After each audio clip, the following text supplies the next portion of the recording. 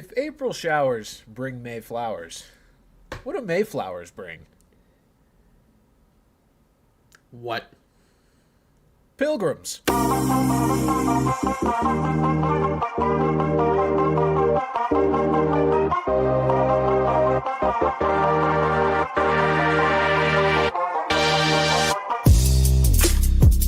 Ladies and gentlemen, welcome back to Bran coverage. I'm Brandon Carney alongside Pat Gustafson. I think I got him with that one. That one got me. That one really got me. You want to know how low IQ I am? I obviously look up these dad jokes before every show. I swear I've read that one like many times before, and so many other times I was like, I don't get that. So I just kept scrolling. Today I got it. And I was like, Lord. I get it. It's the Mayflower. It's the Columbus boat, whatever the fuck.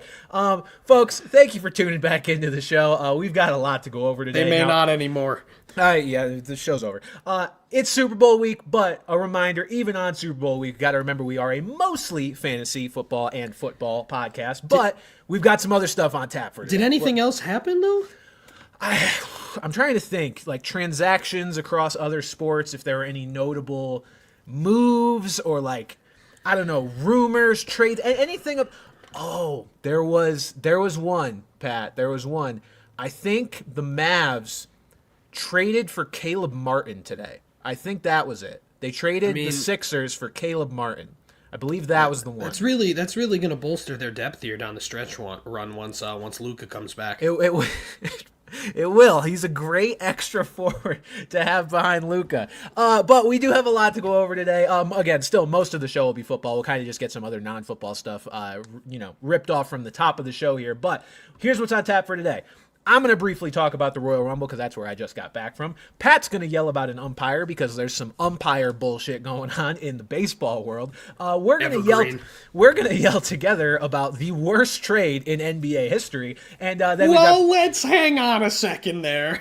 We can debate whether that's the case when we get to that point. Hang on. And then we've also got plenty of football stuff to go over, including our award picks for this year. Now, for those of you, obviously, you're on the BenchwarmerBran channel right now. You may have seen the 2024 Benchy Awards, in which I gave my award picks for this year. But if you haven't seen that, I'll go through my picks again. We're going to get Pat's take. We'll go a little back and forth, get a little different verbiage, a little different perspective, even if you have seen that video. Now that we're revisiting the topic, or I'm revisiting the topic about a month later. But we're doing that because the awards are actually given out this weekend, now that it is Super Bowl week. By Snoop Dogg. Is it actually? I think he's hosting. Is he hosting the NFL? Well, because I was looking up today what exactly the awards were, and that was the first thing that came up was that Snoop Dogg is hosting. Oh, fantastic. Awesome. Just what I want to hear. But, again, first things first, I am back from the Royal Rumble. That's where I was this week, and I am trying to currently troop and power through this show because I feel like ass because this happens every year when I get back from the Royal Rumble. It's what happens when you get into a group of 70,000 of your closest friends. And my immune system is that of, I think, a 92-year-old grandma. Because Lamar Jackson. Yes, exactly. I am questionable for this week, but I'm here, so I guess I'm playing. The Royal Rumble, for those of you who are wrestling fans, even if you're not, the Royal Rumble is probably the most popular show for those people that don't even know what wrestling is. They probably heard of the Rumble, might have tuned into one once in a while. It's a great show. I had a great time. Shout out to my guy Jey Uso. Was not expected to win by any stretch of the imagination. If anybody's like, oh, that name sounds kind of familiar. He's been a tag team guy in WWE for 13 years and now is just getting this main event push. We saw John Cena, his return at this event. And also for those of you who are, maybe a little younger in the audience, I Show Speed, the popular streamer, got blasted out of his shoes by Bron Breakker, got speared, it seemed like, through the mat. So that was a pretty cool viral moment that happened at the show. But overall, had a great time. Highly recommend tuning into the Rumble even after the fact if you haven't ever before. Did you see my comment on your Instagram post? Yes, I posted a picture. I was low-key gooning on Bran's. I posted a picture of Lexi and myself getting ready to go to the Rumble. We were actually cosplaying a little bit as two wrestlers. I was LA Knight. She was Rhea Ripley. And so Rhea Ripley is basically a for lack of better words, she's a goth mommy. So that was kind of what Lexi was dressed up as. And, She's looking pretty good, and Pat was like, how did your goofy pull her? Which was also the sentiment of many other comments on Instagram, which is totally fair. I don't know. I'm funny, I guess, and that's about it. But we can debate that one as well. But yeah, Royal Rumble, great show. Hopefully you guys tuned in. If not, you missed out. But Pat, feel free to take the floor here before we get into football stuff and NBA stuff with your ump rant. Pat, for those of you that don't know, is very in tune with the umpire community. He umps himself. So I don't know if you still do it, but you've done it plenty of times. Medically retired. Medically retired from umping in the lower levels of baseball, but the floor is yours. So, as Bran mentioned, but more importantly, I'm way too in touch with MLB umpiring. Like, I could name you all the MLB umpires real easy. I created a Sporkle quiz, yeah. I created a Sporkle quiz for it because I get pissed off because I want to go do a Sporkle quiz on it. They don't have it. So, the big news is that Pat Hoberg, an umpire who did not umpire at all last year, was fired for gambling. And apparently the decision was made in May. But then obviously it took the appeals process this whole time to work through. It was announced last year that, like, hey, Hoberg's under investigation. He's suspended. This guy is most known for throwing out a perfect game in the World Series in 2023. Or it might have been 2022. But since the technology for pitch calling has been, available, that is the first known perfect game without the margin of error. MLB gives 2 inches, which is a ton for a margin of error. 2 inches is huge, ladies. That is so much. Like, it gives the umpire such a benefit of the doubt. But he was perfect. And I've seen some mixed feelings on this, and I'm just baffled by how there could be any mixed feelings on this. What the fuck is Pat Hoberg thinking? Like, they could say, oh, he didn't bet on baseball, he didn't do this. Do you understand that these books are, like, in direct contact with the major sports leagues? How do you think they found fucking Jameson Williams betting on Highlight from the Lions facility? They are in direct contact. It's like, first of all, why are you sharing an account with someone? Just use your buddy's account. Right. Like, right. Why do you need to be affiliated? Like, the fact that he affiliated himself with it enough for them to notice is just buffoonery. You're playing with fire. It's buffoonery. No, get a bookie, which is very legal, but get a fucking bookie. Like, what in the he didn't bet on baseball, supposedly, but people are like, oh, he didn't bet on baseball, blah, blah, blah. I don't give a fuck what he was betting on. Like, we were talking about last week, how nonsensical most of the time rigging sports is. Mm-hmm. I'd argue there is no more powerful official than a home plate umpire in a baseball game.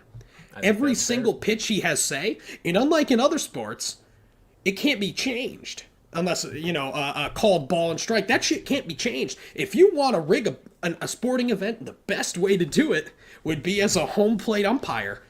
Yep. And the fact that he's anywhere near gambling at all, why would he was good. Okay. I like the fat old guys who are terrible. Like that, we all have our own personal opinion here. My friend texted me, you a Pat Hoberg fan? I was. But the fact that... phone finger away for Pat Hoberg. Yeah, like the fact that you would even affiliate yourself with gambling in the day and age where it is so saturated. It is so saturated where... you see these things where it's like, oh, this guy didn't get his prop. Vegas called it in and cooked the books. Of course the MLB's not going to want to affiliate themselves with you at all. They can't. At all. Like, you are just opening the door for accusations of rigging and all this shit. I'm just like, more so, again, it's the stupidity of the situation. Like, get him the fuck out of here. I don't care how good he was. He was literally perfect in the World Series. I don't give a fuck. See ya. Yeah, pretty inexcusable.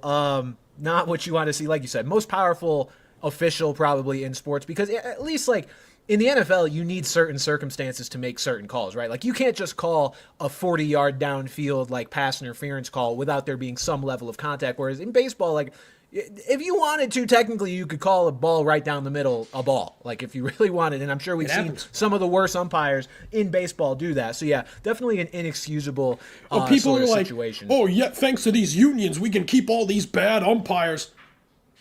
Being a bad umpire is one thing. Gambling Yeah. They're not even in the same stratosphere. They're not even in the same. That's a whole different conversation. Do not even mix those two things in the same conversation because they are not even fucking close. No, absolutely not. All right, Pat. Let me hit this because we're about to get into the official news of the day before we do. Good evening. I'm Ron Burgundy, and this is what's happening in your world tonight. Okay. What's happening in your world tonight? I'll tell you what was happening in my world tonight on Saturday night, Pat, when, again, I had just gotten back. Curious. I had just gotten back to my hotel room from the Royal Rumble about an hour before, I would say. We're kind of wired from the event. We walked back like 20 minutes. So we're up for a while. Normally, the hour that this happened, I would be asleep. Even over here, if I was back home in Mountain Time, 2 hours before, I was actually on the East Coast for the Royal Rumble, or in the Eastern Time Zone at least. I didn't unmute Unk. Shut up. I'm sitting there. I'm scrolling my phone. I see the first things I see are people quote tweeting the Shams tweet about the Luka Doncic trade. And the first few things I'm seeing are he's hacked. Oh no, Shams got hacked. What is this? This is nowhere near enough for Luka. All this stuff. But I'm like, I'm the kind of guy, I'm one of the guys that very much like examines, tweets and reports and stuff to make sure I'm not getting got by some of these fake accounts. So I was like, okay. Centel. I was like, okay, this is Shams' real account. He has made now multiple tweets about it. And there's other accounts starting to tweet about it too. And I'm still kind of just in disbelief. All the while, I've got whatever WCC basketball game was on ESPN on my TV in the hotel room. I think it was like Gonzaga. I don't think it was Gonzaga St. Mary's. It might have been. Those are the only two WCC teams as far as I'm concerned. And then the announcers come on there and they're like, we're getting word that this trade, and I'm like, that was my full confirmation. Just utter shock, Pat. I mean, I feel like people like to say, this is the craziest thing of my lifetime, or this is the biggest that, or the wildest that. But at the end of the day, the recency bias comes into play with a lot of those kind of statements, right? This is objectively, I think, arguably the biggest and wildest trade we've ever seen in our lifetime. It is all the things where it's like David Stern about to rise from the dead and veto this trade. Like, it makes the Chris Paul trade look, which first of all, that's a whole other fucking story. It makes the Chris Paul trade look like nothing. Oh yeah. And like, my story here is I was just playing a game on my computer, my phone's face down. I finish, I pick up the phone, and it was to the point where it was the ESPN notification. So it had been a few minutes. And I was just kind of one of those things where, like, it's a tweet where, like, this sentence gets wilder as you read it. And I'm just like, oh, the Mavs have traded Luka Doncic to the Lakers for Anthony Davis. Oh, okay. What the Like, it was just, like, it literally felt like a Mad Lib. I'm just like, yep. Yeah. Like, what? Yeah. And, I mean, I think it's a great deal for the Mavs, personally. Sure you do. Pat's a Lakers fan, for anybody wondering. I forgot to wear a Lakers shirt on this. I could go switch it out, but we're in too deep, go Beach Boys. But I just like, there had been no whispers of this whatsoever. Like, the only whispers that there had been in the past where it's like, oh, Luka will probably want out of Dallas at some point.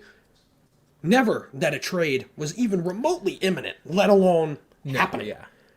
And I've been watching sports for 20 years, but I cannot remember being this shocked by a transaction of any kind. Kind. I'm trying to even think, like, the closest, like, I was stunned when Matthew Stafford got traded to the Rams. Like, that was kind of like a, wow. This was like, I remember I tweeted, I said, how am I supposed to go to sleep right now? Whether as a Lakers fan or not, like, how are you just supposed to be like, oh yeah, Luka got traded to the Lakers for for AD? Like, how? No, how? No, you can't. Yeah, that got broken at prime insomnia hours for people that don't even suffer from insomnia. Pat, it's again the wildest trade I've ever seen in my lifetime. I'm trying to think of just sports moments in general, transaction wise, that have shocked me. More Johnny Damon going to the much. Yankees was pretty big, but we were really young. We were young. I think I remember it. My dad woke me up in the middle of the night. I think the only one that's even close for me, and I don't even think this counts because it's not really in the same category, but like Andrew Luck's retirement, I think that's maybe up there. Yeah, As far as a moment that really stopped the sports world, because it's like, what the fuck is going on? Even like for me as a Patriots fan, I know I got the Patriots and Falcons gear, wombo combo, but Patriots on top.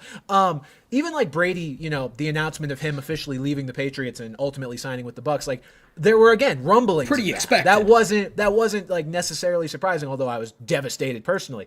This is the craziest and most illogical sports transaction from one team's perspective I think I've ever seen, and quite frankly, every report and every crumb of detail and context that keeps coming out over the last few days have just made Nico Harrison have made Nico Harrison and the Mavs sound worse and worse. And really, it's just Nico Harrison, because he flat out admitted he basically did this deal in the dark with Rob Pelinka. Fucking 7 minutes in heaven. I'll show you your superstar if you show me my superstar or whatever. Did you see with Danny Ainge about how he did not know? Yeah, he had no idea. He's just a crack addict. Someone called him and said, "Oh, you want a couple second-round picks?" He said, "Oh, yes, I do." Give me all the Danny Ainge picks. is going to Danny Ainge. He didn't know that it was involved in the Luka trade for 30 minutes until 30 minutes before it went official. Like Mark Cuban was even like, "I don't know. It's not my team." Like, yeah. Well, because he's not the GM. Yeah, he's not going to justify it, because I'm sure he was pissed about it. The biggest issue here, Pat, I mean, elephant in the room, the most obvious problem with the whole thing is that no other team. An elephant? Yes, Luka's too fat. He's an elephant. No, Luka's probably going to be completely fine when he suits up for the Lakers for the first time. No, the biggest issue is that no other team knew this was happening. That has been made abundantly clear. No other team was allowed to bid on him in any way, shape, or form. There is no world where, from Nico Harrison's perspective, that is the optimal move or the right move. It is so confusing that a GM could think this was the way to go about things. Like, what was the benefit from his point of view of not entertaining the market?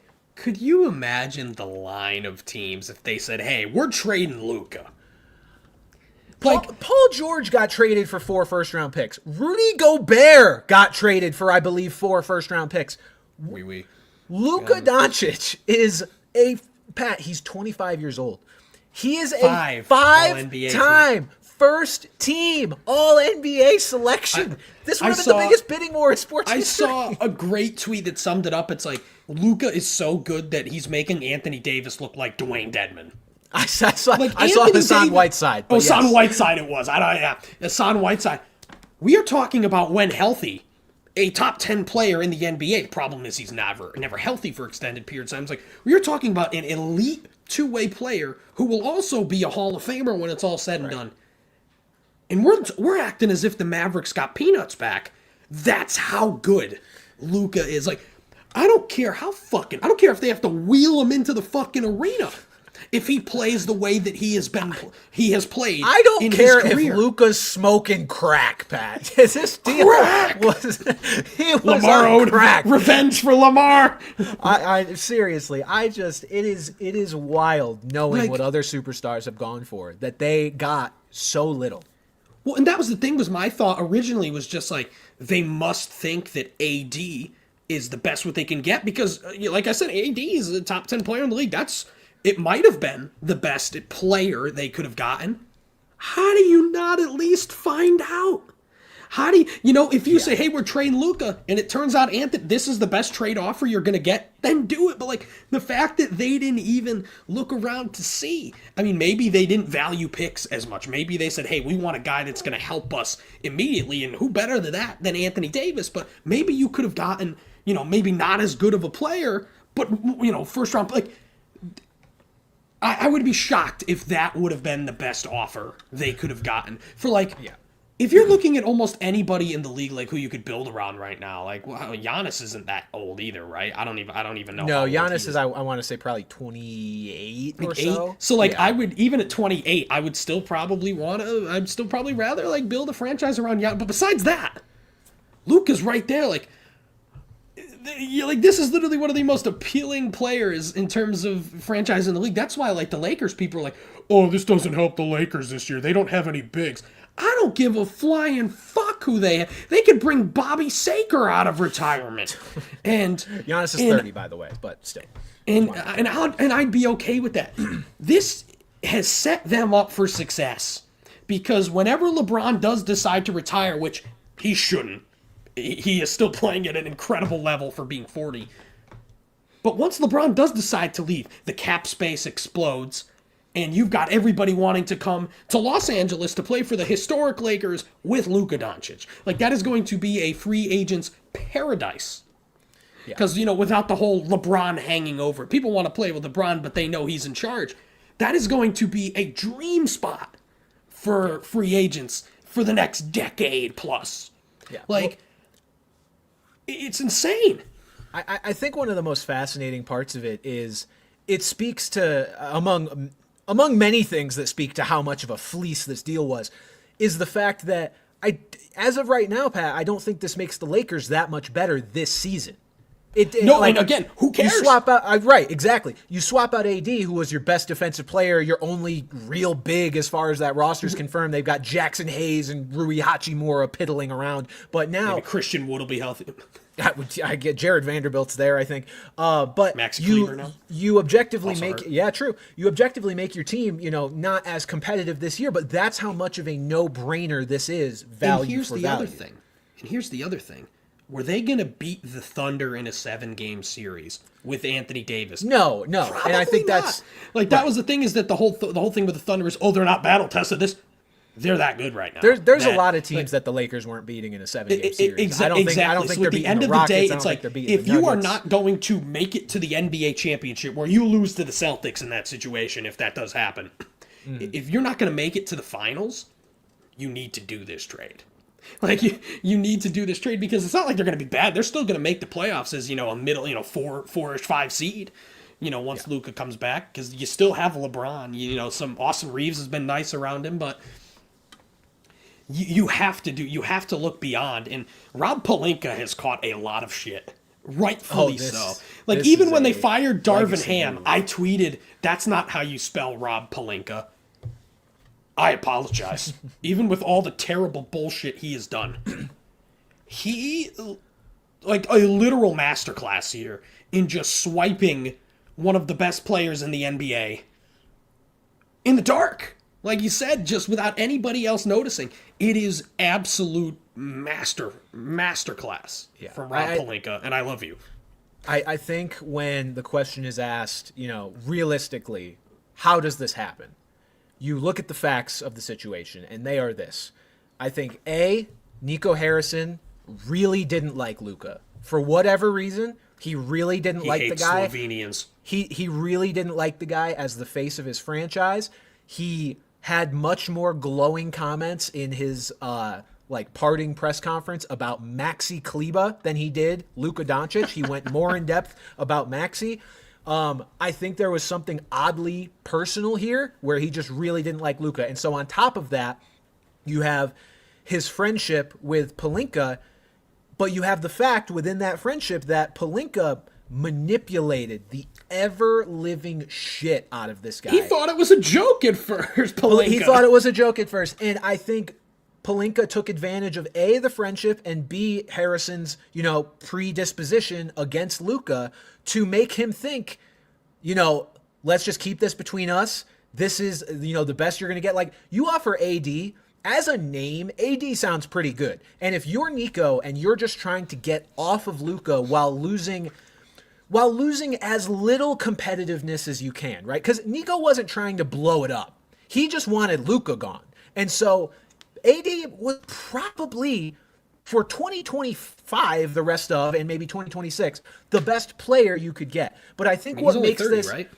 31. I think what makes this the most heartbreaking for Mavs fans, outside of all of the obvious, is when you make a deal like this, you want to at least get back a guy who has this sort of untapped potential, right? Like you look at the original deal, Pat. Like this got whittled down because Pelinka is a manipulative fucking freak.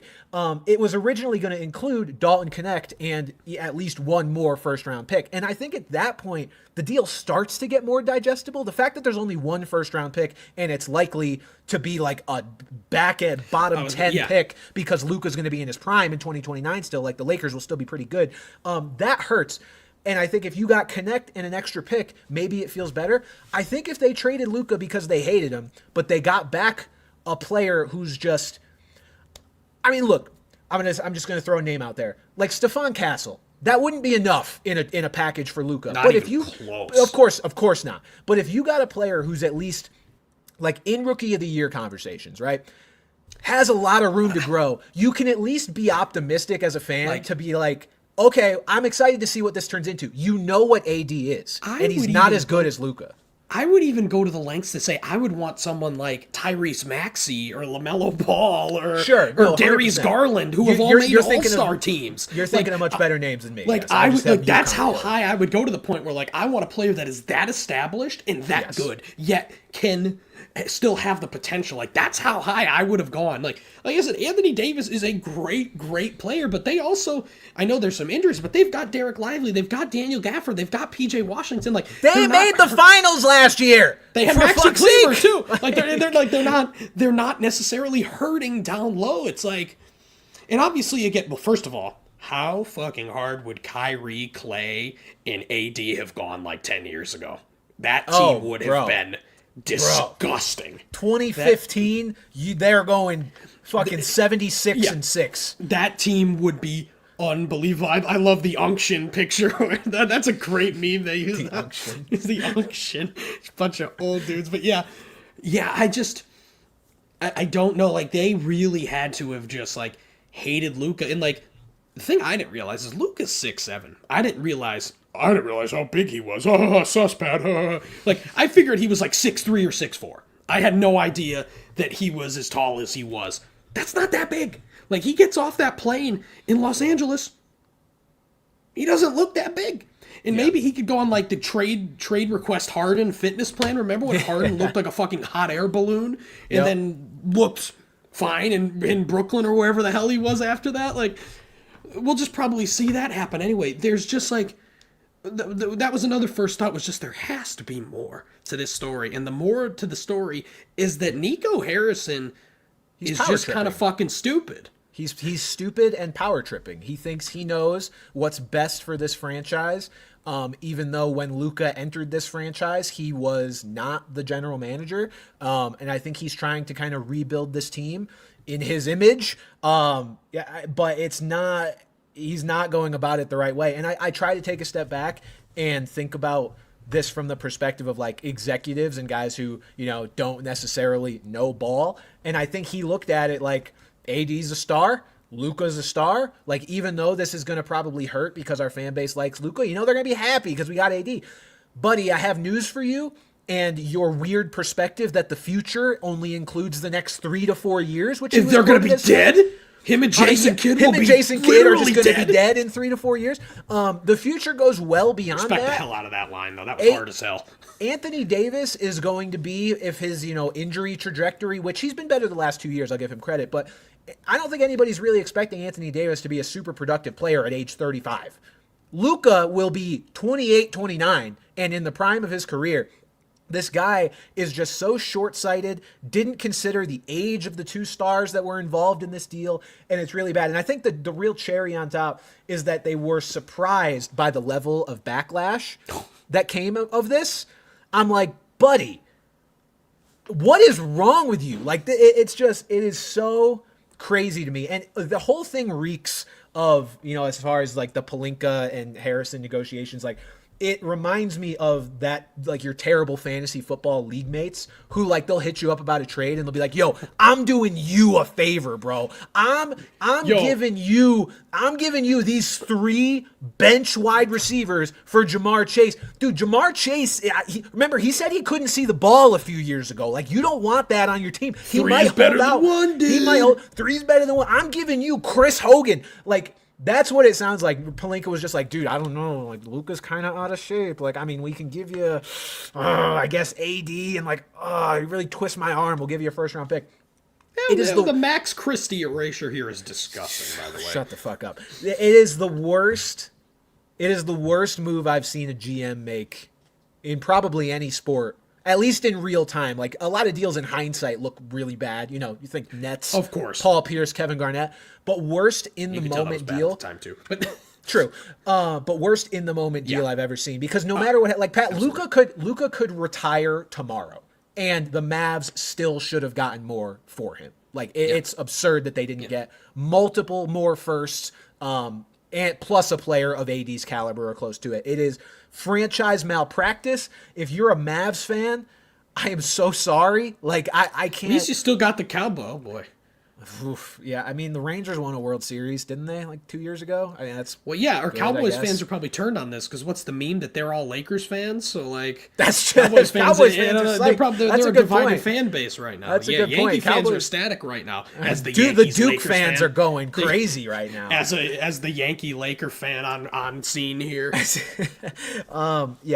is just really bad. I don't know how you go on if you're a Mavs fan. I tried to put myself in these shoes, and like there wasn't a perfect comp to make because obviously, you know, I'm a Nuggets fan. Jokic has won a ring, so him being traded would be a lot more horrifically bad than trading Luka. And he's older and plays bad defense. Like, well, Luka plays bad defense too. But point taken. I just tried to picture, like, you know, apples to oranges if I woke up and Jokic got traded for like a dude who's 3 years older and still good, and then like one pick.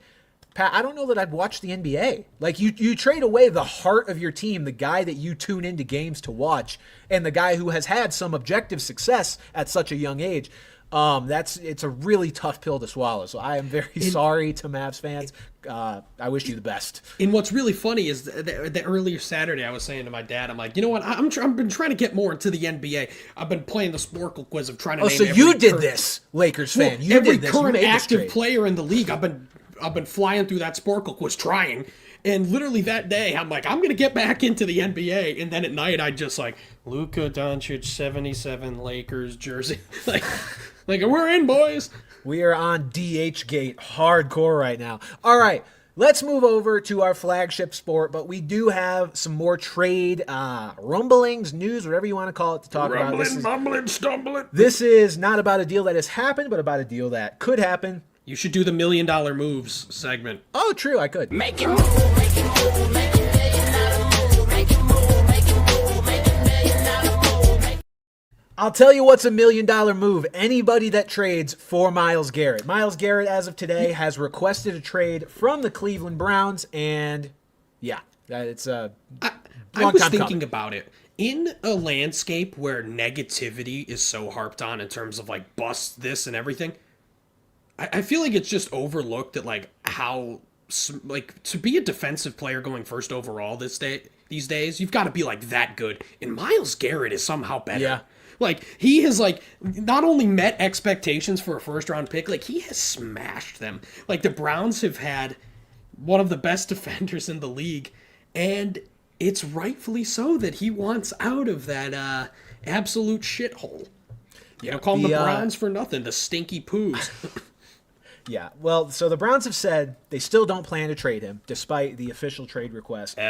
Which all that tells me is that this is going to take a while. This is shaping up to be kind of the storyline of the offseason. It seems like we get one most years. I think I said like 2 years ago it didn't feel like we really had one. But last year we had Brandon Ayuk, Pat. I mean, that took fucking long enough. But that one was annoying more because it just ended up not turning into anything, and he just, fucking signed his extension. He was just being cryptic. The enemy smiles but holds the knife or whatever the fuck. And then, I'm not going to criticize his injury, but, after all that nonsense, he then just sucked until he got hurt. So that was kind of a wet fart of an ending. But this does seem like this is going to be the overarching storyline. I mean, it's arguably the best defensive player in the entire sport, and he is looking for a new home. The key here is that even if something does materialize, it probably can't happen until after June 1st. The money just complicates it so much, the dead cap for the Browns, because they have converted so much of his contract to just straight signing bonus over the years, largely to accommodate the contract of one touchy-feely Deshaun Watson. Watson. Groper they're- Cleveland. the contracts of their other players have been kind of made in a way where now they are very difficult to move. So if something were to happen, we probably won't see it until after June 1st when the contract kind of clears up a little bit. Most logical destinations here, Pat. I think there's a lot. Myles Garrett is making this trade request. Raider. He's making this trade request because specifically he wants to win. Again, he doesn't have like a no trade clause or anything, so it remains to be seen just how much leverage and control he'll have over his landing spot. Because I admittedly don't know what his right, contract situation is like. Let's see. well, it's like 36 million in dead cap if they were to trade him before. Well, like how June long 1st. he's under control? Oh, I he's still think under control for 3 5 more years. 6. 5 more years. Oh, Jesus Christ. Okay, Well, so there's yeah, a void potentially, but okay. Well, either way, I'm thinking of like destinations because you're looking at teams know, that it's really like are on the cusp, right? Like teams two. that are able to win pretty soon and that maybe need him to get over the hump. Again, I don't know how much control he's going to have over where he goes, especially with the Browns saying we don't want to trade you, period. Shut the fuck up. I wrote down a couple of teams. I wrote down realistically 6 teams that, I kind of looked at their cap space and just considered whether they were a playoff team or, building toward being a playoff team. The Commanders, I think, have the 3rd most cap space in the league. They are going to be able to leverage this Jaden Daniels rookie contract pretty well. If they're smart, they will go all in for the next. I was gonna 2 bring years. them up when we talk about the other player who is expected to be traded now. But yeah, and their like you said, their run defense got eaten alive. And obviously Myles Garrett's more of a pass rusher, but he's just what he brings to a defense. He's good at in everything. general is he's Myles fucking Garrett. Like you put that. Yeah. I had another team to say, and then I forgot what I was going to say. Keep talking about the Commanders. We'll get there. It's not often that a team. It's not often that you stumble into a quarterback that. Again, I've talked about it. I've openly said I think Jaden Daniels is already a top 5 quarterback. It's not often you stumble into a guy who asserts himself like that immediately in his rookie year, and then you have 2 more years to play with before he's even eligible for an extension. This is the time to go get guys that cost a lot of money and that can help your football team. Myles Garrett, I think, is the pinnacle of that. We talked about, after the Commanders got eliminated, what they need to focus on for next year, and defense was the overwhelming priority. Again, Jaden Daniels, we mentioned the stat a few times that he was the first ever rookie quarterback to start in a conference championship game without a defense that was at least top 3. The Commanders were 18th in points allowed. So they were really bad, and they still made it that far. So they had a player like Myles Garrett alongside, some other pieces they can get throughout free agency. I think that's the team that should go all in more than any other team, in my opinion, in this kind of situation. I look at them. I look at the entire NFC North, to be quite honest with you. Yeah. They all pretty much have the cap space, and they need to get past each other more than anything. When there were kind of the talks that maybe Max Crosby would be on the block, it was all Lions. Like him and Aiden Hutchinson, holy My shit. goodness. Like My run for goodness. your lives. Obviously, it won't happen because of their cap situation, as we'll talk about. But like this is such a Rams trade from a few years ago. Like I feel like they went out and got every big defender, like Robert Quinn, and Von Miller. Hello. Mm-hmm. Like I feel like they were just trading all their first round picks away, but obviously that won't happen. But that was the first team that popped into my head yesterday. Well, I believe the Rams actually do have a decent amount of cap space. They're going to try to create some more as well. I know. Well, I didn't write them down just because, look, Myles Garrett is Myles Garrett, but defensive Rams. end and defensive line is not necessarily their biggest need. You look at their depth chart, you see Jared Verse, you see Kobe Turner, you see Braden Fisk. Yes, Myles Garrett, you will find a spot for him. Like you would just rotate the guys more often, but it doesn't scream. Teams have a fuck ton. I know our Teams have a fuck ton of cap space. Good Patriots Lord. and Raiders are just at the top of the cap space. Unfortunately, I can't see Myles Garrett particularly wanting to More come to either Jacoby one of our Myers teams. money. Fuck, I'm still so mad we paid Juju over him, but whatever. I'm Looking at the teams that would be a fit for Garrett. Commanders A1, the entire NFC North, and then I also put the Chargers on here just because the Chargers actually have the 5th most cap space in the league, and that they were a playoff team this past year. They could just use anything to kind of get them to be an extra tier above now, and Myles Garrett is obviously would be a huge asset to kind of help them toward that end. So those are the 6 teams I'm looking at right now. we will figure out over the next, realistically, what are we in, February, March, April, May, June, 4 months, which teams are actually in contention here for Myles Garrett's services. Yeah. But those are the ones that kind of make the most sense to me right now. The other player, Pat, that is going to be traded, and this is not by his own volition, this is by the team telling him, hey, buddy, get the fuck out. It's Cooper Kupp. Cooper Kupp saying he, doesn't want to be traded. He thought he would finish his career in LA, but he is getting older. Puka has very much taken over that receiving room. Not that they couldn't, I'm sure make it work with Cooper Kupp as the number 2, which they've done basically over the last 2 years in this transitional period. But it looks like they want to move on from Cooper altogether, and a contract that is, at this point, certainly larger than the production that he is attaching to it. So it's a matter of where he's going to end up. The Rams are willing to eat some of this money, it sounds like. And Cooper's an interesting one because it's a much different situation than Garrett, obviously. He is past his prime player, but still with the way he plays and the type of receiver he is, a great asset. And that's why, I found myself, so we have a close friend who is a Packers fan, and he was originally like, oh, I'd love to get Cooper Kupp. And I'm like, I don't think Cooper Kupp is the type of player you want as a Packers fan. In my opinion, the Packers need a receiver, obviously, but they need more of an alpha. They need more of an alpha. So I was like, that would be a fucking dumb move for you guys. But then I was like, as a Patriots fan, I would love it. I would love Cooper Kupp on the Patriots because it gives Drake May a veteran receiver who knows how to pick his spots, knows how to get open, can help him just develop good habits. And no, I don't expect him to ever get back to 1,500-yard Cooper Kupp again, but he would certainly be a massive upgrade over Kendrick Bourne and Jalen Polk and whatever the fuck.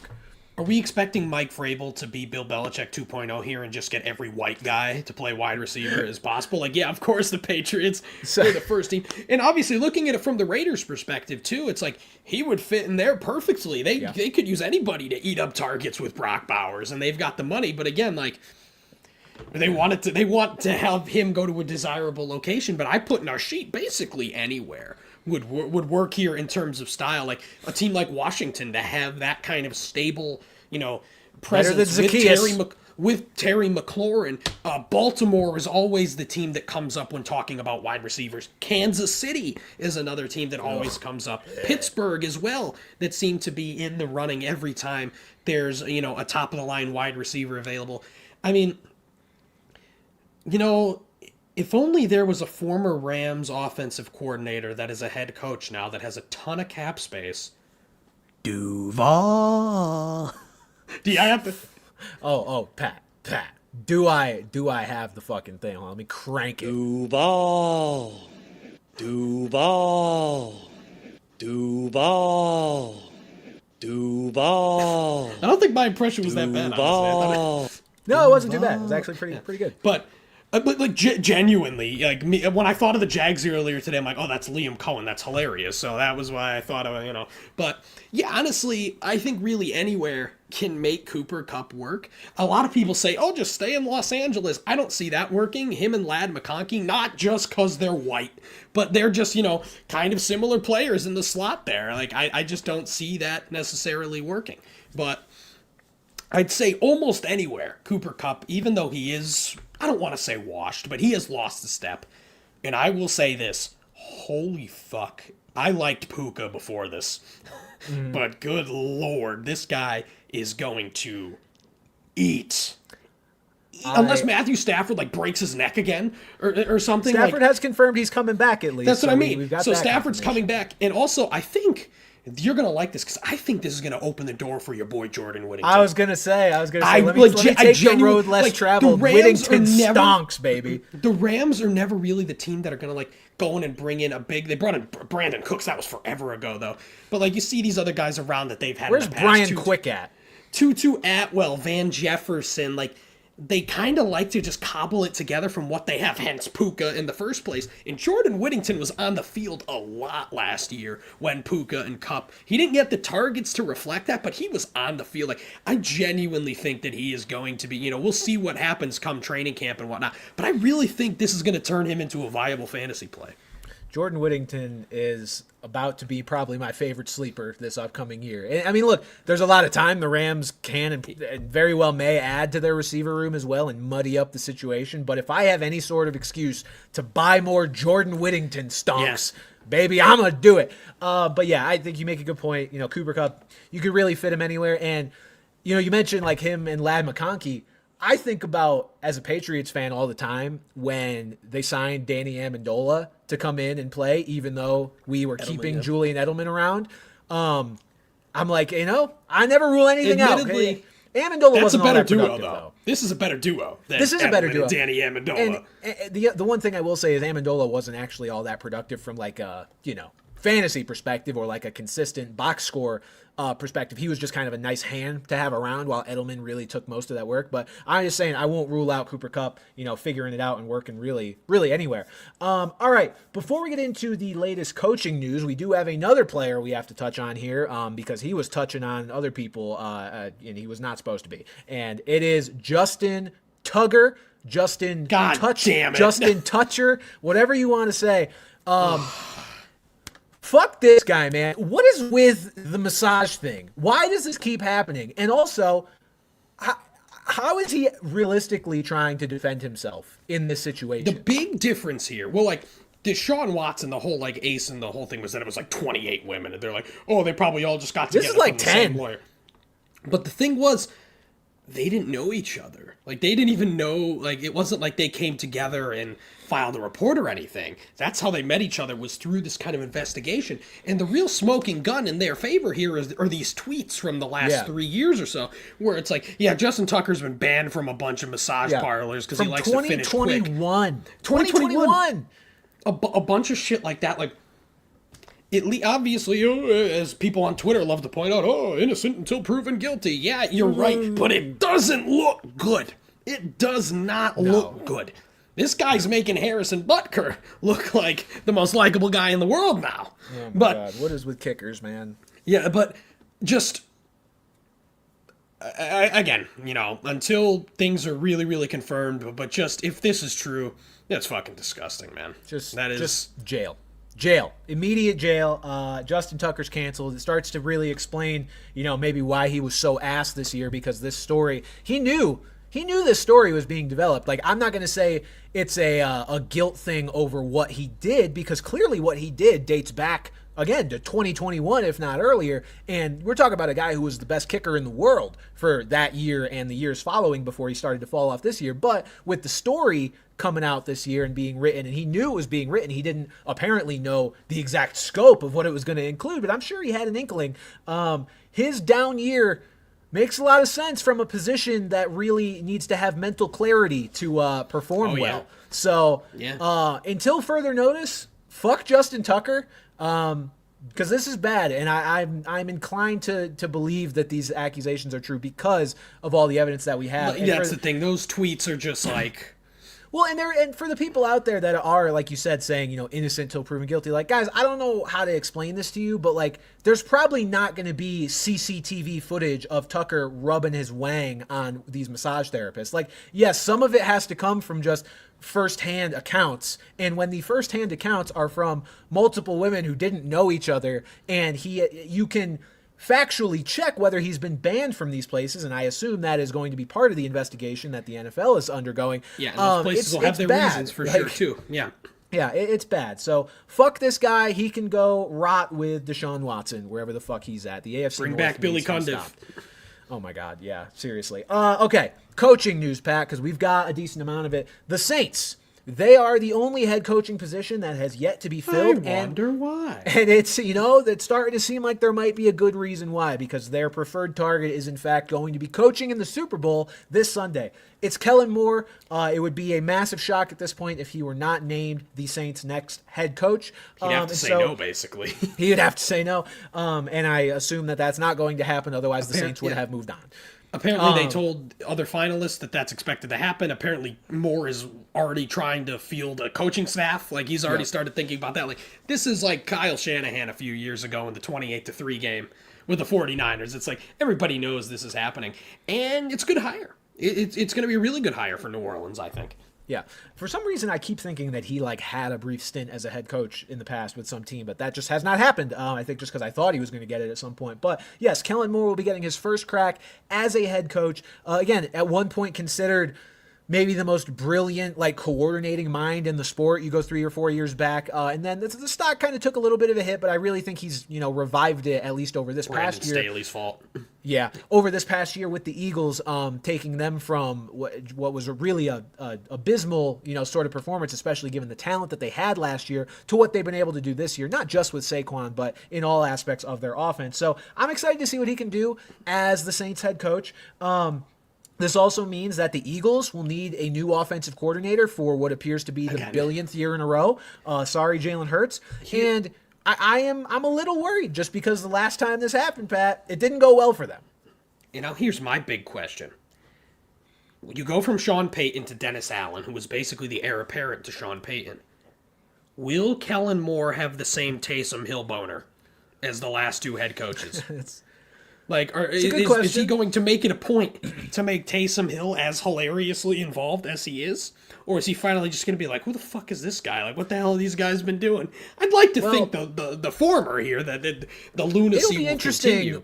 It'll be interesting what shape Taysom Hill is also in next year after the injury he suffered. I mean, he tore a lot in his leg, and he's 34 years old. So, Taysom Hill... I always forget that he's just old. He's old. Taysom Hill, sadly, may be faded out a little bit of this offense. I don't know that he's going to be physically equipped to handle as many touches as he was getting, right before he got hurt this year. Sadly, it probably contributed a little bit. I don't know that a 34-year-old is really supposed to be the figurehead of your offense, both in the run and pass aspect of the game. So it's a fair question, though.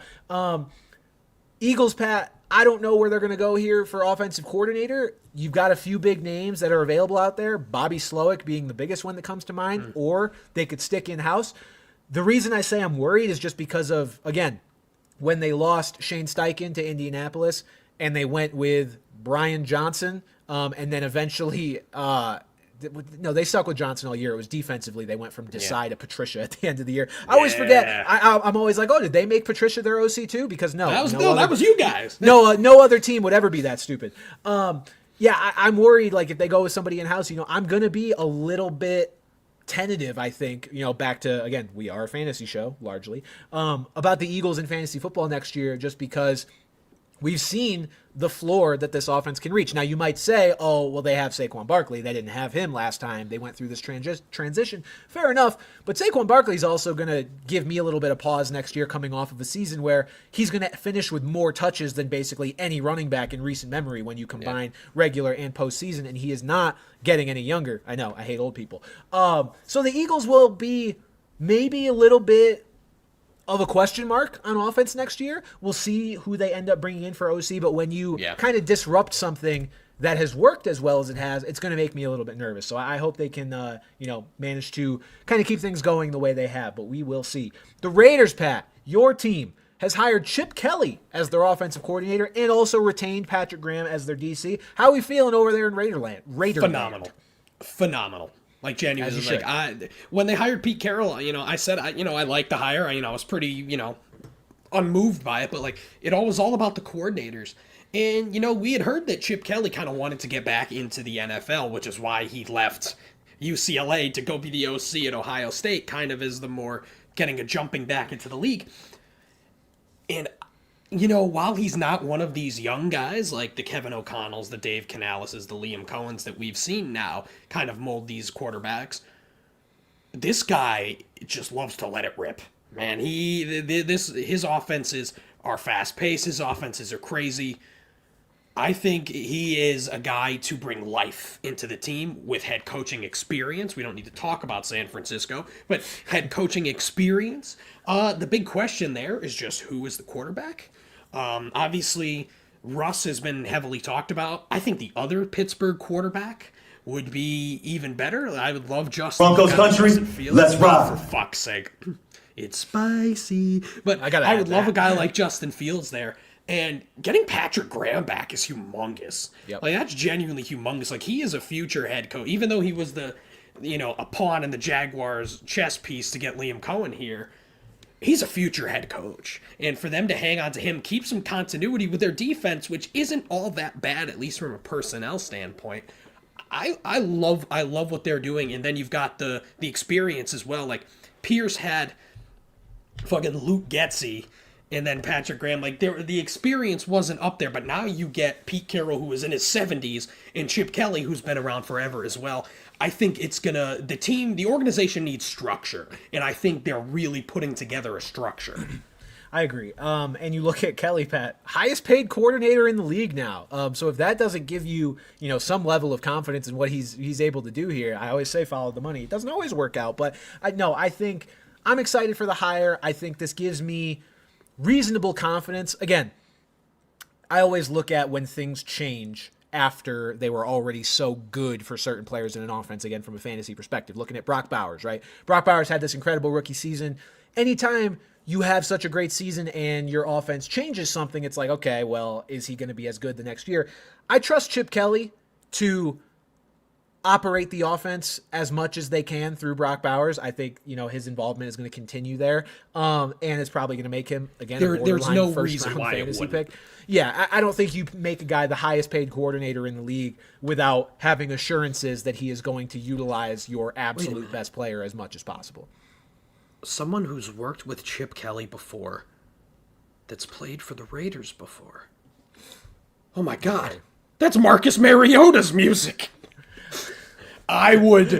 You would just What do see you me mean, Pat? Kermit the Frog. You would just see me Kermit the Frog style jumping off that building if that happened. Pat, Chip Kelly, you want to talk about Chip Kelly connections. He is coming over from Ohio State. Pat, you guys are just drafting Will Howard at 2.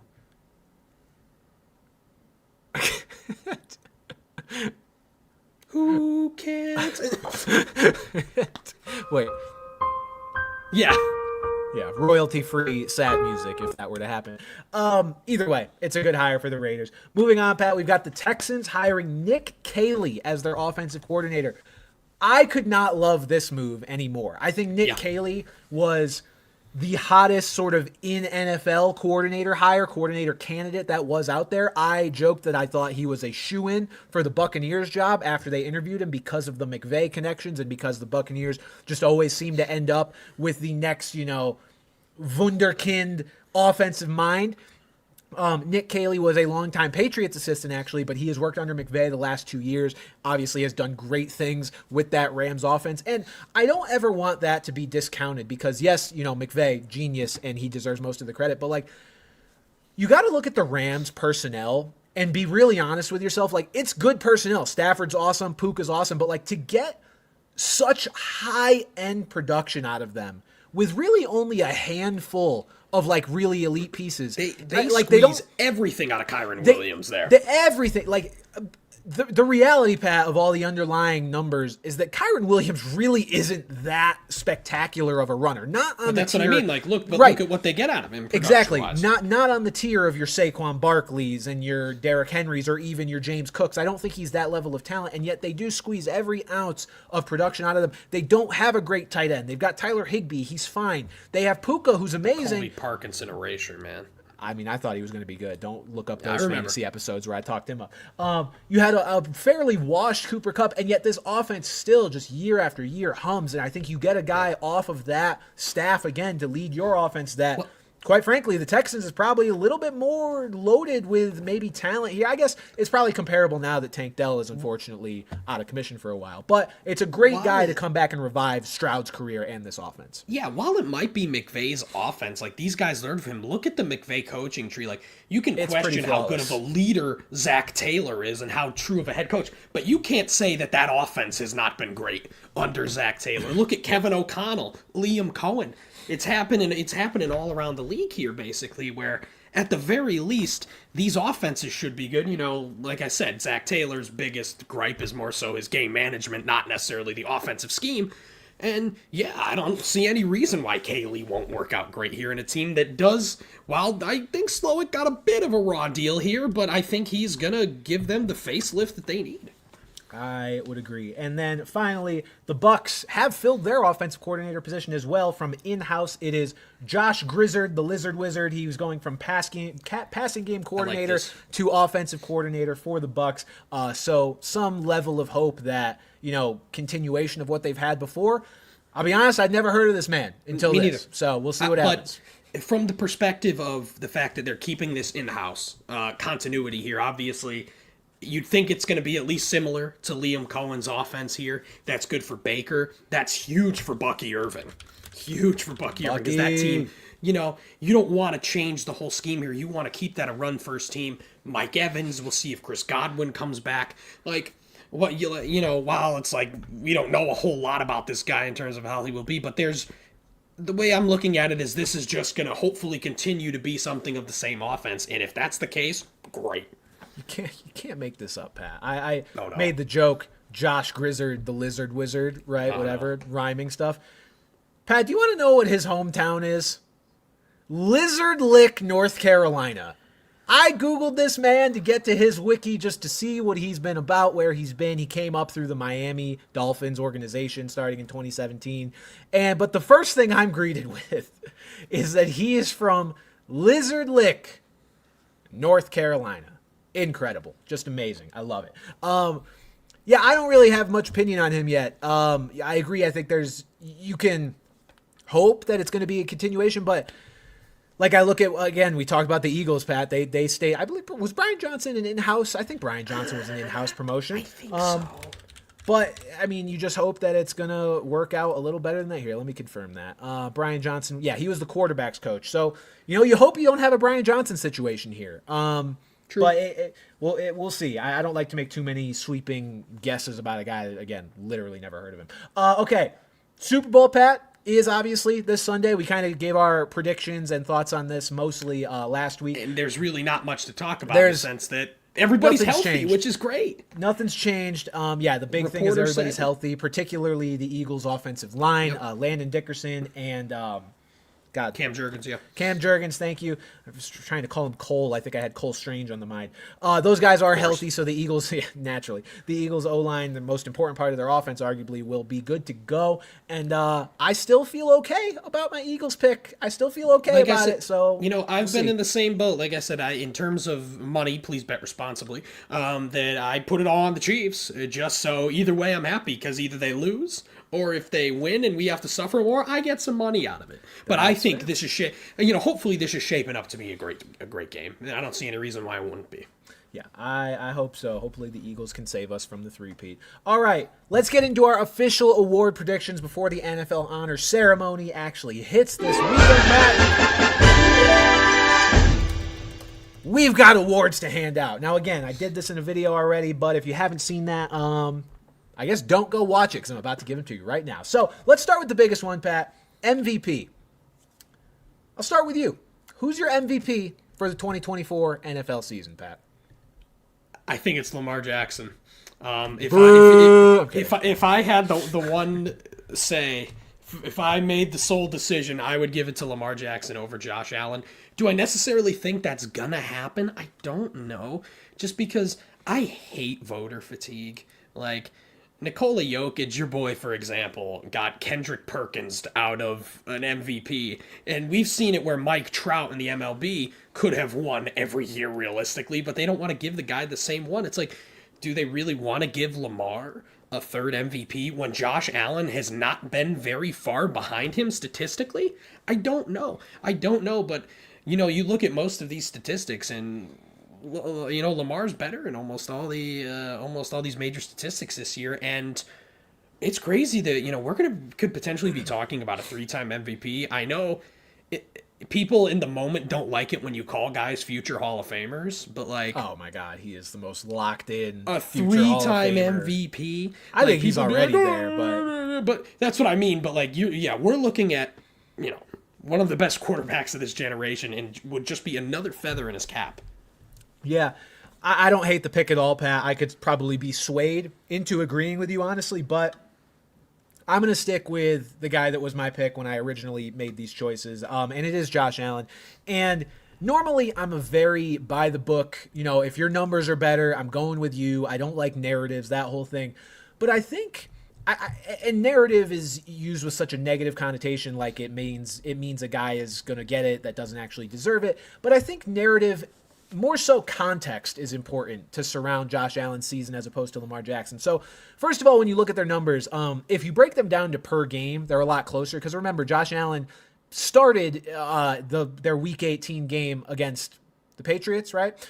He played the first snap so he could continue his consecutive start streak, but he didn't actually play in that game. Lamar Jackson played every game this season, so his numbers are naturally going to be a little better. When you break them down to per game, it's a lot closer. But more importantly, I look at their supporting cast, and I look at the fact that Josh Allen somehow had arguably his best season ever after they traded away Stephon Diggs, and not only didn't replace him with anybody in particular, but nobody even emerged throughout the season as a Diggs replacement. Josh Allen really just motorized this offense by himself. The receiving core, as much as I want Dalton Kincaid to be a thing, and this is not a strictly reactive thing to him not making that catch against the Chiefs either, Dalton Kincaid's just not that good, at least not as of right now. He is a firmly mid as shit pass catching tight end. Whereas He's the on Ravens, fraud watch. he's on fraud watch. You look at the Ravens, Pat. I think Isaiah Likely is probably better than Dalton Kincaid, but Mark Andrews, after his initial stint of unproductivity, which honestly could probably be attributed largely to the car crash he got into right before Week 1, he was very good to ultimately finish out the year. The Ravens have Zay Flowers. They didn't have him in the playoffs, but they had him all year. Zay Flowers is a Pro Bowler. The Bills do not have a receiver who right now even sniffs the talent level of Zay Flowers. Yep. I just think I'm so impressed. And they had Deontay Johnson, too. Yeah, I'm just so impressed by what Josh Allen did with a objectively worse supporting cast that I could justify giving him the MVP this year, and that's why I personally would give it to him, even though I'm normally such a rigid numbers guy. But I think it's I don't think it would necessarily be a farce if they did give it to Josh Allen. Like, we wouldn't be talking a case where, like, someone undeserving gets it. Like, yeah. If you look at his numbers alone without Lamar, you're like, yes, this is an MVP caliber season. Yeah, and to be clear, these are not our award predictions. At least that's not how I viewed it. This is who I would actually give it to. A little bit of both for me. That's fair. I think prediction-wise, I think Lamar is going to win it, and that is strictly based off of the fact that the first-team All-Pro AP votes usually give this stuff away, and if there is an inconsistency between voting for first-team All-Pro and MVP, I won't really understand that. It doesn't make a lot of sense. I think Lamar beat out Allen. It was like 30 votes to like 18 for the first team All-Pro quarterback. So Lamar did win that. So that should indicate that Lamar is going to win this award. And if he doesn't, I won't really understand why, just from why are you not being consistent in your choices? But my pick, personally, I would give my vote to Josh Allen for this award. Offensive Player of the Year, Pat, you and I are aligned. This has become, we've talked about it time and time again, just the non-quarterback best offensive player. Saquon Barkley is that guy. 2,000 yards. I don't know how you go with anybody else. That's the thing is you talk about a situation where like sometimes you kind of think like, oh, they just gave it to the best non-quarterback. Saquon was genuinely in the MVP conversation. Yes. So like he absolutely, whether this is a non-QB award or whatever or not, Saquon absolutely overwhelmingly deserves this. I do have one bone to pick to point out though. A word? You want to talk about inconsistencies, Pat, and this has confused me to no end. So we know that Offensive Player of the Year has generally just gone to the best non-quarterback offensive player, and yet there are always quarterbacks who are finalists for the award, right? I don't know why. I don't know if it's to make it look pretty. I don't know what the deal is when it ultimately goes to the running back or receiver usually. Pat, do you want to know who the finalists are for Offensive Player of the Year? Or should I say who's not a finalist for Offensive Player of the Year? Is Allen or Lamar not a finalist? Lamar and Burrow both are. Allen is not. Isn't. What? I saw that, like, Jared Goff was an MVP candidate or an Offensive Player of the Year Jared candidate? Goff is an MVP candidate. So off the top of my head, the Offensive Player of the Year finalists are Saquon, Jamar Chase, Allen, Burrow, and I don't know who the last one is. I don't think it's Goff. I think Lamar and Burrow are the only quarterbacks. But yeah, I was just like, how is Allen not here? Like, explain that to me. It doesn't make any sense. When Does he's that imply going that Burrow is going to finish ahead of him in MVP voting? like, no, I don't think it does. That's what makes Yeah, I it don't even think more it does either, confusing. so it's like- it's just like it just feels so arbitrary, like these finalists, and people will forget about it. But I just want to call attention to that because I'm like, what the fuck are we ever doing with these awards, and why don't they ever make any sense? Defensive Player of the Year, we are also aligned on. We've both picked Patrick Surtain. It's kind of nice with this award because this is going to be the first time in a while that it's not just given to the sack leader, basically. Who was the last? Was it like Charles Woodson? Was the last time a defensive back won this? Like, it's been a long. I can't remember one. Like, I want to think, say like, it was Darrell Stephon Revis won? Gilmore. I think Stephon Gilmore. Oh, they he had in, did. like, That's right. You're 2017. right. You're right. Yeah, But so, besides but that- it's rare. It's rare that it's a guy in the secondary. So yeah, Gilmore won it actually in 2019. The last 4 years have all been D linemen. It's been Myles Garrett, Nick Bosa, T.J. Watt, Aaron Donald. Again, it most of the time just goes to the guy who had the most sacks. But this year, Surtain was just that good defensively. Every way you can grade out a way a corner covers, he has just been dominant. He allowed like 200 something yards all year total. So he's just an absolute beast. And everyone's like, oh, he didn't have this, he didn't have that. They weren't throwing the football in his direction because either his guys weren't open or he's such a thing. Like, the definition of lockdown. And J.C. Horn's been really good too, but the Panthers fumbled on that one because Patrick Surtain is that good. Yeah. So we're going with Patrick Surtain there. Offensive Rookie of the Year, Pat. Again, I have this same take in a video I made a month ago prior to Jaden Daniels' explosion in the playoffs, which again is not included in the voting, or at least shouldn't be. I acknowledged in that video that Jaden Daniels, let's be realistic, is going to win Offensive Rookie of the Year. However, and this is not just to be different, I have genuine reasoning behind this. Brock Bowers is my pick for Offensive Rookie of the Year, strictly because when you look at it from a numbers perspective, and, I mean, from the team he's on, God, it's even more impressive that he's done this. Brock Bowers That supposed to? Brock Bowers just had the most impressive rookie season for a tight end in NFL history. While Jaden Daniels, statistically, Pat, look, it was arguably the best combination of rushing and passing from a quarterback we've had. But, like, the numbers on the surface have been achieved before. Like, Herbert had a better passing season as a rookie quarterback. Andrew Luck had an incredible yardage passing season as a rookie quarterback. Brock Bowers genuinely did things that no other rookie tight end has ever done. And so because he genuinely set records that will live forever, I'm going with Brock Bowers. I respect Jaden Daniels. I'm not going to be upset that he wins this award, which he will. But for me, I'm going with Brock. That's just where I see. No, and like, if Jaden Daniels like had the season of like Bo Nix, for example, who had a great year and might have been good enough to win in past years, I'd give it to Bowers. But again, you talk about the narrative in terms of Allen.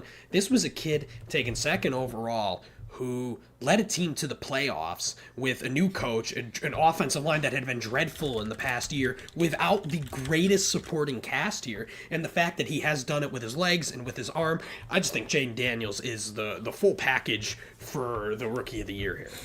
I think that's fair. And just to get to wrap up with Brock Bowers' actual record. So most receptions by a rookie tight end, beating Sam Laporta's record of 86 last year. Most receiving yards by a rookie tight end. He had 1,194, breaking Mike Ditka's record of 1,076 from 1961. Delicious, Coach Ditka. And Pat, I know I just said most receptions by a rookie tight end. Most receptions by a rookie ever. Yeah. Regardless of position, broke Puka's record that was set last year. 112 receptions, again, as a tight end. Like, that's just crazy to me. That's how what he was miserable able to do. the Raiders were, man. He's the only guy who could do anything. Yeah, well, and here's the thing, though. You say that. I tweeted this stat out, and you like this. This was shocking to me that the Raiders this past season were the only team in the NFL with both a 1,000-yard tight end and 1,000-yard receiver with Bowers and Jacoby Myers. You think of Jacoby Myers as this like reception monster, but like he actually just kind of did it with yardage as well. It wasn't like he willed his way to 1,000 based on just getting hammered with the ball the way Bowers did. yeah, that is. But like right after I saw that, like thinking about it, no one jumped to my name immediately. I'm just like, yeah, that adds up. Like, well, that checks out. The only other tight ends that hit 1,000 yards were Trey McBride. And as we know, I mean, I think we would have bet our lives on Marvin Yeah. and McBride doing that at the start of the year. But obviously Marvin was not good enough. Kittle was over 1,000 yards, but none of the Niners receivers were able to stay healthy or be good enough. I think, maybe if Ayuk stayed healthy all year, he could have gotten on track and gotten there even after the slow start, but that wasn't a guarantee either. And then I think those are the only tight ends from what I'm looking at that reached 1,000 yards. Makes sense. Next up was Jonnu Smith at 884. And if you're wondering where Travis Kelce is, he's even further down at 823. So just a wild stat. Jonnu Smith.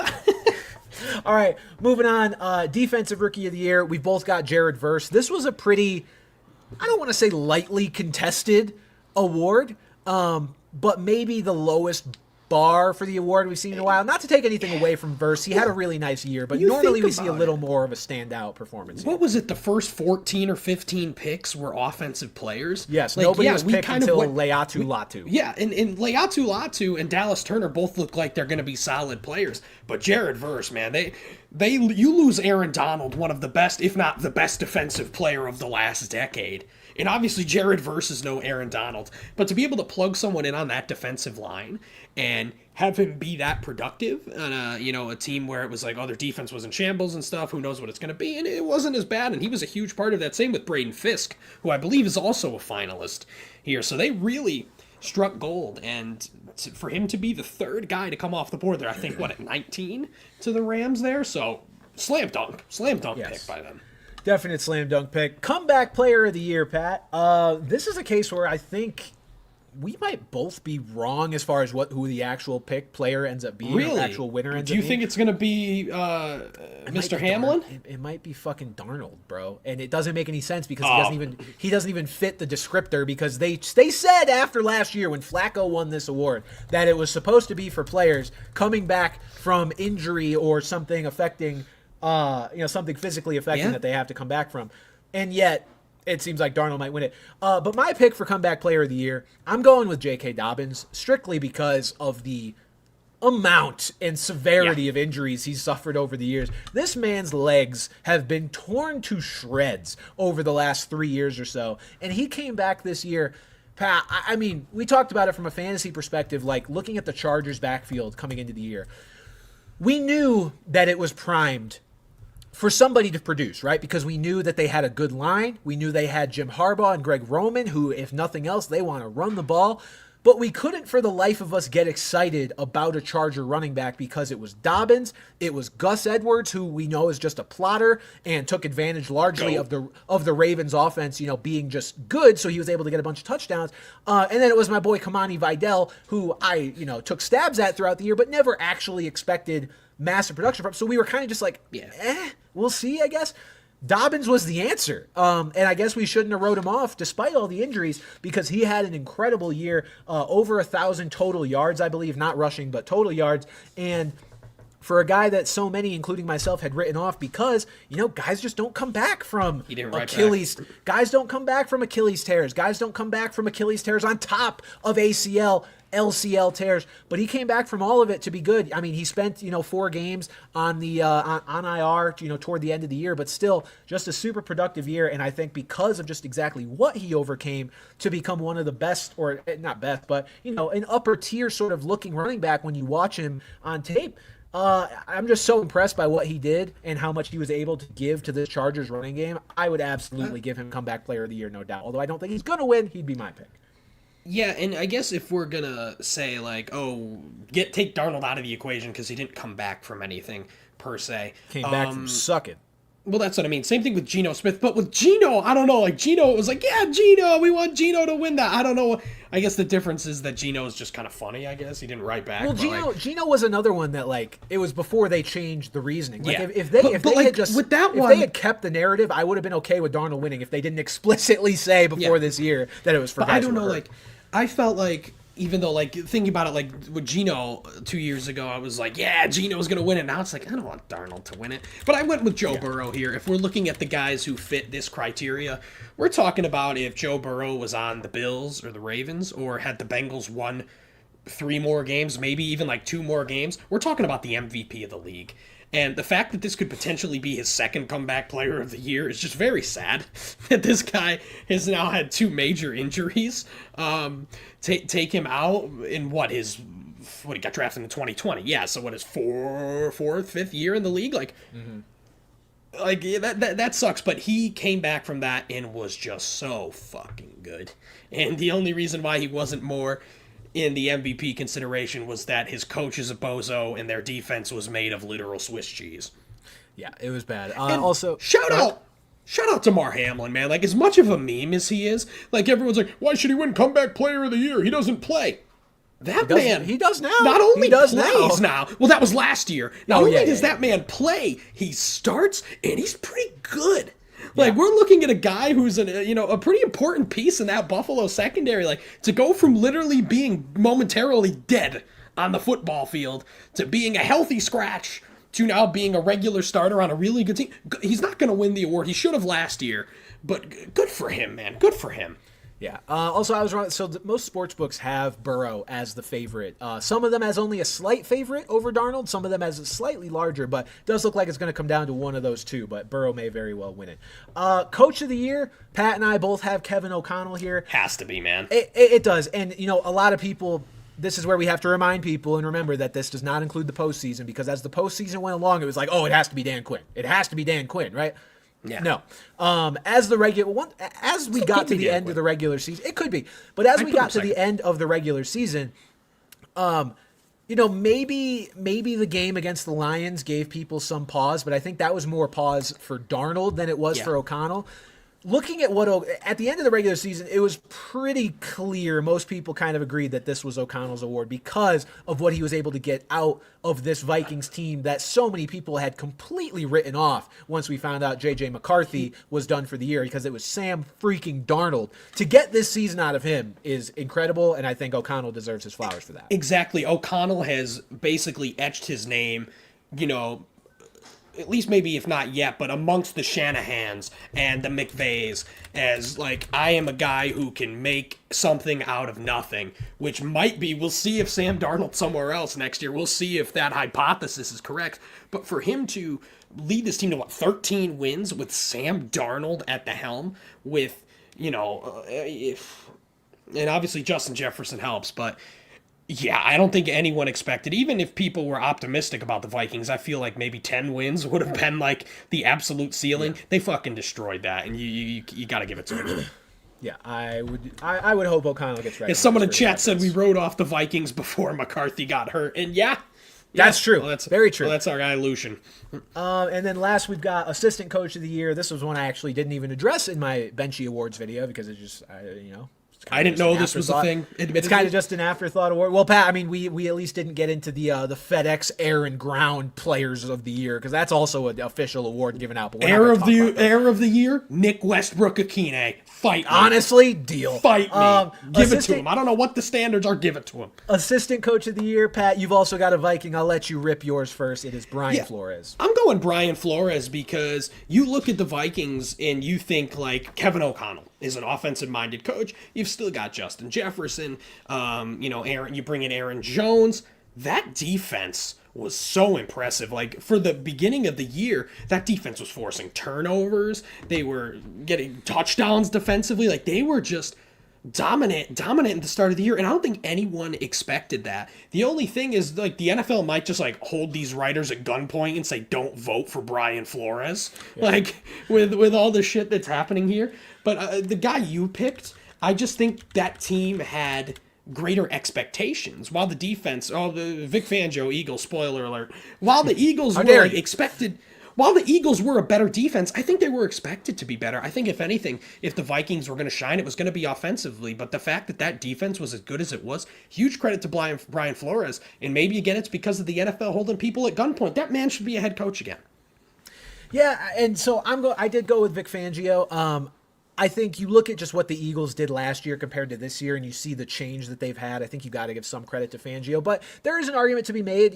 How much of it is chicken before the egg because of what they drafted to be able to make their defense better. Cooper DeJean was a revelation. Quinyon Mitchell was a revelation. Like, we talked about how just them focusing on these positions in the draft, and not just focusing on them, but hitting on them was so huge for their defense. So it's like, yeah, maybe the defense would have been a lot better regardless who they put at coordinator, but I'm still going to give credit to the guy who came in and made all those pieces work after the Eagles' defense was a genuine weakness at the end of last season. You know, so many things were a genuine weakness at the end of last season. Because they had Fatty McNumbnuts as their defensive coordinator. Patricia. But you bring in Vic Fangio, who then turns this defense into, you know, the second best defense in the NFL in terms of points allowed, only a decimal point behind the Chargers. I think that, you know, is a testament to Vic Fangio. And also, Assistant Coach of the Year is one award that I can't really find odds on. So I don't know who the favorite is for this one. It could be either one of these. I think it's probably Flores, but hard to find. So I don't even remember. Joe Brady was a finalist. Joe Brady, Ben Johnson, and Aaron Glenn were the other two. See, the Lions ones would be lame. Sorry. Like, those guys those guys are fantastic. Boring. They're head coaches now, so you can't win Assistant Coach of the Year. Yep, you're right. Good call. Okay, those are our picks for the NFL awards this year. Let us know who you guys' picks are in the comments. You know, if you disagree with us vehemently, I will understand. But we'll see who actually wins these awards in a few days here for NFL Comment if Honors. you think we're handsome. I mean, I don't think they have to comment to confirm that. We kind of know that. We will finish out the show with some fun stuff, Pat. I put together some Media Day highlights because these are always fun. Yeah. And they're not just Media Day highlights. They're really Jameis Winston highlights. But before we get into them, I do want to say there's a clip going around that I'm not going to show, or a couple of clips, of this absolute asshat loser douchebag who got into NFL Media Day and is seems like how this manages to happen now after the whole Barstool this is the worst one I've seen though from years ago. Yeah. It's this guy who I'm not even going to say his name, but he's asking these questions to Mahomes and to Kelsey. And look, I hate the Chiefs as much as anybody. I have entertained, you know, some of the ref talk and whatever. They get these calls. They do get some calls. But this guy is actually taking, like, online troll thoughts and presenting them to these players at Media Day. He asked Patrick Mahomes, you know, out of all the people that have helped you get to where you are and helped you win throughout your career, who's your favorite ref? After posing that question. And then, on top of that, asked Travis Kelsey, who do you love more? Taylor Swift or phantom 15-yard roughing the passer penalties? And on top of that, Pat, to make it even worse, as if he wasn't already asking those questions, he defended the second one on his Twitter account by saying, oh yeah, how dare I ask a football player a football question about the biggest football play of the postseason? You didn't ask him anything about the calls. You said, who do you love more, your girlfriend or phantom? Shut the fuck up, you fucking loser. You know how many people would kill to be in your position right now? And you're asking these dumb fucking questions. It drives me nuts. There is no, like, group of people potentially, like, more sensitive that take themselves as seriously as they do as beat reporters. And, like, yeah, it's fun to rag on them, but at the same time, this is the fucking Super Bowl. Like, this is a serious environment. Like, these are professionals doing their job in a, you know, you can still have fun with some of these questions and still have it be a professional, as we will show. Like, and still have it be a professional environment. This was just fucking stupid. Like, I don't know what the NFL does. I mean, how does that guy get in there but off the bench or Bran coverage? Oops. How does Bran coverage not get credentials? I think riddle me that. We probably could have applied for one. Anyway, yeah, I don't either ask a real question or ask a fun question. Don't ask a question that's just fucking awkward and makes the person you're asking it to and everyone watching, honestly, cringe. It's just bad. But somebody who did bring some fun to Media Day, again, was Jameis Winston. So I put together a few clips of the questions he was asking. One question he was asking everybody their favorite color, but this was my favorite one maybe, where he was talking to Saquon Barkley and asked him, I'll just play the clip for you guys. In this free agency, man, I'm a free agent. I really don't got no job. Who should sign me in free agency? I think New York need a quarterback right now. New York, who? The Giants. Okay, brother, thank you. I'll give him a call. Yeah. Do you think? For sure.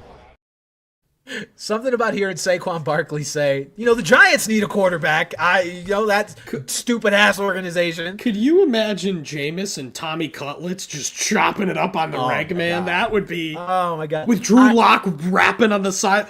Hard knocks. No, I don't care about any of that, Pat. All I want, again, brand coverage, mostly fantasy football podcast.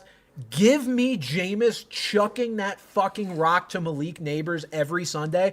I will draft that man, Malik Neighbors that is, with the earliest pick possible in fantasy football. I swear to God. All right, Jameis also had an interaction with Travis Kelce where he threw him a W. You'll see what that means or hear what that means. Can you catch a W for me? I'm going to try and catch a dub for you, big dog. Just catch this W first. Thank you, my brother. Can you catch one more for me so we can get a clean W? Hey, somebody always trying to intercept my stuff. You know what I'm saying? I ain't think it was going to happen here. All right, brother. Love you, man.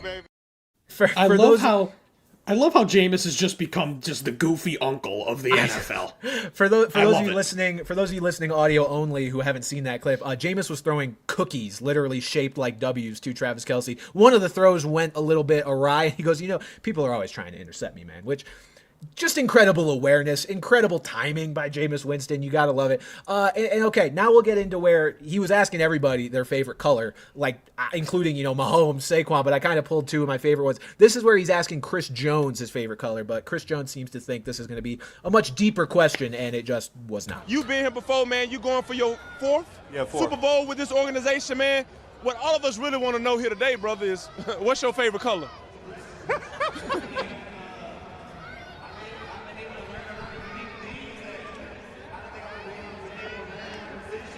Oh, man, Jameis, man, it's always a pleasure, man. Favorite color is always red, man. Red? Do you be seeing red when you be sacking quarterbacks, man? Because you're not pleasant when you're in the backfield.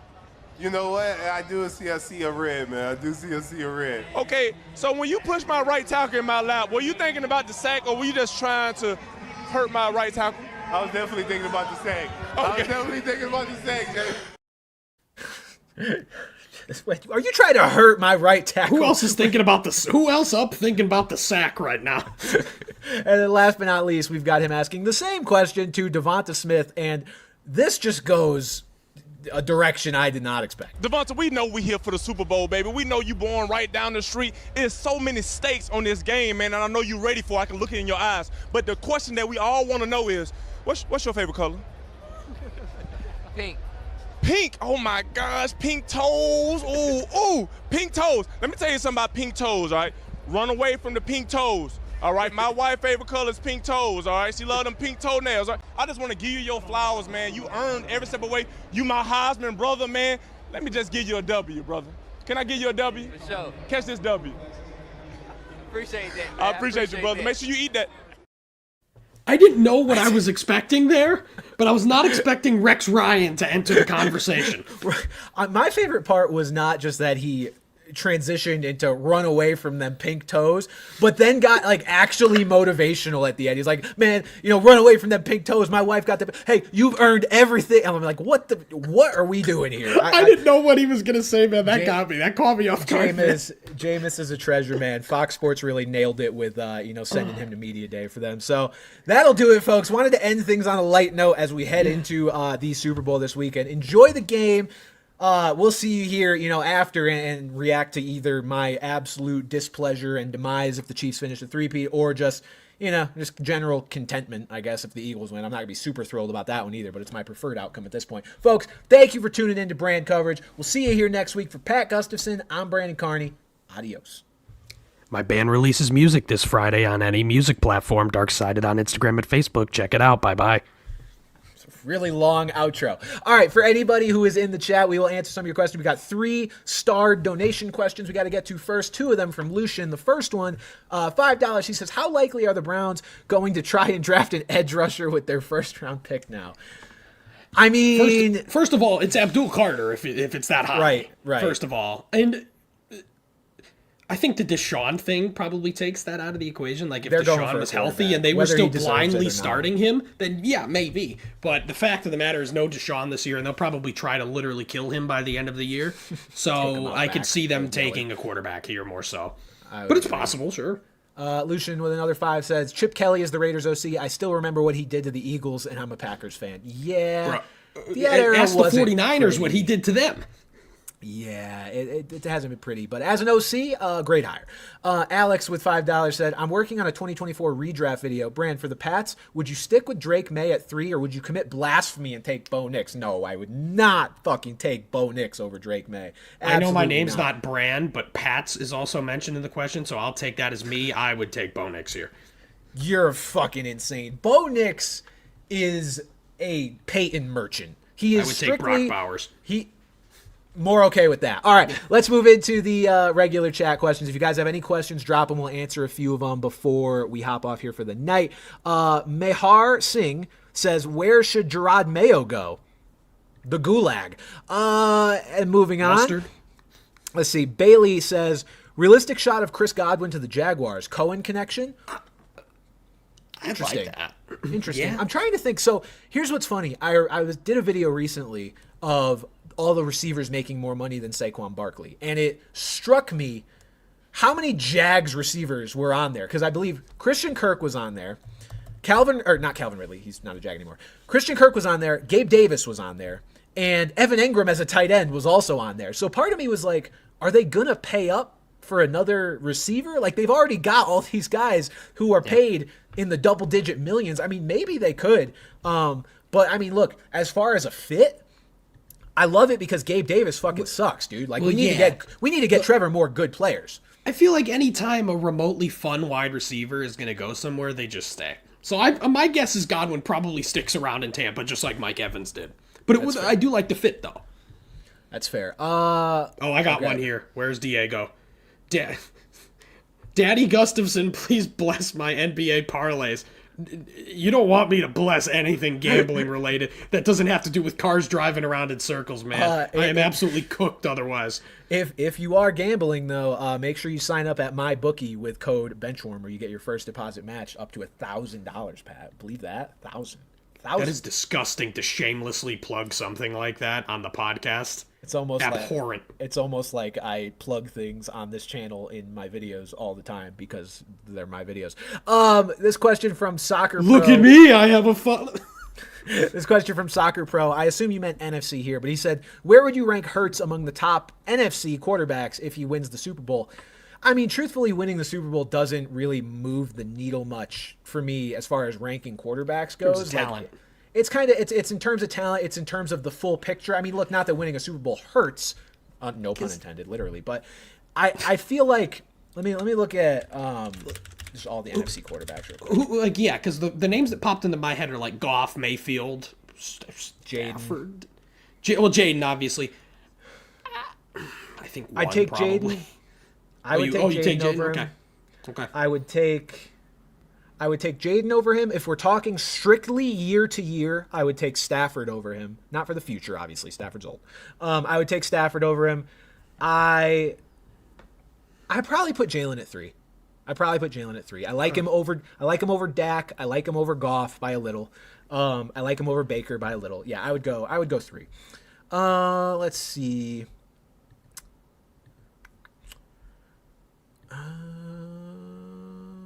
What are your Super Bowl day / party traditions? I hate Super Bowl parties because I actually like football is my answer. I feel like every time I've ever gone to a Super Bowl party, I get overstimulated and I can't actually watch the game fully, like understand it and process everything. So my tradition is to stay home and probably like order food or something. That's about it. As a man with a fragile ego, I love mansplaining football, especially the Gatorade prop at the end of the game. Pat is just thrilled to explain what a fair catch free kick is to all the bitches in the club. Oh, dude. In a baseball game, oh, my God. When someone's like, what's the infield fly rule? I'm ripping my fucking clothes off, man. Let's go. Did someone say balk? Let's Balk! see. Okay, Soccer Pro says he was referring to the Jalen thing. He said NFC too, but I was thinking AFC because Burrow, Jackson, and Allen always get put above him, although they hardly ever beat Mahomes, but Hurts would have. Okay, I see what you mean. No, okay. Hurts strictly beating Mahomes, which is something that other teams were unable to do, wouldn't move the needle for me as far as putting him above any of those guys. Again, he's not facing Mahomes directly. Like, that's not how that works. Like, it's They're the not, defense. like, fighting or kissing or anything, yeah. The only thing you could argue is like, is he intimidated by Mahomes' aura less than, Allen? But like, that's not how this really works. So no, Kermit the Frog ass aura. It would. Scooby Doo, okay. First thing that came to mind. No, it wouldn't change anything there. Let's see. We'll do one last question here. But I was gonna say Hurts. Like, I'd probably in the AFC put him 5 because I'd still think the fraud watch Herbert is also still ahead of him. Like, if Hurts was in the AFC and hypothetically beat Mahomes in the Super Bowl, because obviously you're still putting these 3, and I think I'm still putting Herbert. Yeah. Also, yes, everybody should, or Mihar, you should listen. Stop spamming. We already answered one of your questions. Don't get greedy. Let's see. Somebody said something about George Pickens. George Pickens is going Offensive Player of the Year next year, be honest. And this is from username GPGlazer14 with a George Pickens profile picture. George Pickens will not be winning Offensive Player of the Year. George Pickens Glazer. I am sorry. All right. Wait, big question here. Last question. From PJ Gus, Bran, what is your social security number? I changed my YouTube name. Fantastic. Fuck off. Let's see. We'll do this one. BTJ Production says, which wide receiver would you rather have? T. Higgins, A.J. Brown, or a kid in the draft? Ooh. So T. Higgins is the youngest, A.J. Brown is the best, and kid in the draft is the biggest wild card of hopefully hitting on both, right? I think I would rather What's the kid from Arizona State's name, though? Tet McMillan. Yeah. I think future Raider? I think I'd rather have A.J. Brown. I think I would sacrifice the age for what is a proven commodity. I mean, I think he's only 27, so he's not like old. He's 27. He'll turn 28 before the season starts in June. I would take A.J. Brown, especially from like a Patriots perspective of we just really need an actual wide receiver. So I would go with him. If we're looking like right now, who would I want? The answer's probably A.J. Brown, but if we're talking in the future, give me my guy Tet. Tet, whatever. Tic-tac-toe. Give me Travis Hunter if I can cheat, because he does more things than just play receiver. He does do. All right, guys. Yeah. Thank you for tuning in to Bran Coverage. Again, post-Super Bowl show. We will be here next week, same time, same day, and we will either commiserate or be like kind of happy, I guess. For Pat Gustafson, once again, I'm Brandon Carney, and we'll see you guys next time. Good night.